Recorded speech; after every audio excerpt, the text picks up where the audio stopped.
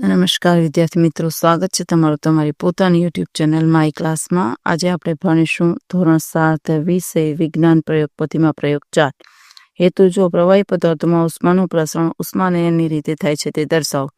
સાધનોમાં લખો: ગોળાકાર તળિયાવાળો કાચનો ફ્લાસ્ક, ત્રિપય, તારની જાળી, બન્સન બર્નર, સ્ટ્રોક. ચાલો વિદ્યાર્થી મિત્રો, આગળ લખીશું પદ્ધતિ. જો પદાર્થોમાં આવશે પાણી, પોટેશિયમ અને પરમેંગેનેટ. આ રીતે તમે આકૃતિ દોરો અને પછી આપણે પદ્ધતિ લખીશું. ચાલો લખો પદ્ધતિમાં: ગોળાકાર તળિયાવાળો કાચનો ચંબુ લો, તેમાં 2/3 ભાગ સુધી પાણી ઉમેરો, તેને ત્રિપાઈ પર મૂકીને તેની નીચે બન્સન બર્નર ગોઠવો. ચંબુમાંનું પાણી સ્થિર થઈ જાય ત્યાં સુધી રાહ જુઓ. હવે સ્ટ્રોની મદદથી પોટેશિયમ પરમેંગેનેટના નાના સ્ફટિકો હળવેથી પાણીમાં નાખો, જેથી તે ચંબુના તળિયે બેસી જશે. ચંબુને ગરમ કરી પાણી ગરમ થાય ત્યારે તેનું નિરીક્ષણ કરો અને અવલોકન નોંધો. હવે અવલોકન જોઈએ.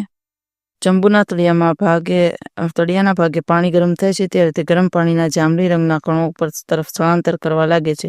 તેની જગ્યા લેવા ઉપરનું તથા આજુબાજુનું ઠંડુ પાણી નીચે તરફ આવે છે. આ પાણી પણ ગરમ થતાં તે ઉપર તરફ ગતિ કરવા લાગે છે. તેની જગ્યા લેવા ઠંડુ પાણી તળિયા તરફ આવે છે. પાણીના ઉપર નીચે જતા પ્રવાહી જાંબલી રંગના લીધે સ્પષ્ટ જોઈ શકાય છે. થોડી વાર પછી બધું પાણી જાંબલી રંગનું બને છે. નિર્ણય: પાણી ઉષ્માનયનની રીતથી ગરમ થાય છે. હવે જ્ઞાન ચકાસણીમાં લખો: થર્મોમીટરમાં કયું પ્રવાહી વપરાય છે? તેમાં લખો C મર્ક્યુરી.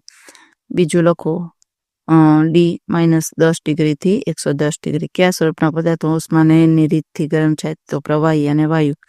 અને રસોઈ માટે સ્ટેનલેસ સ્ટીલ તળવાની કડાઈના તળિયે કોપરનું સ્તર લગાડેલું હોય છે. તો લોકો સ્ટેનલેસ સ્ટીલ કરતાં કોપર ઉષ્માનું વધુ સુવાહક છે. હવે માત્ર ઉત્તર: તાપમાનનું એકમ.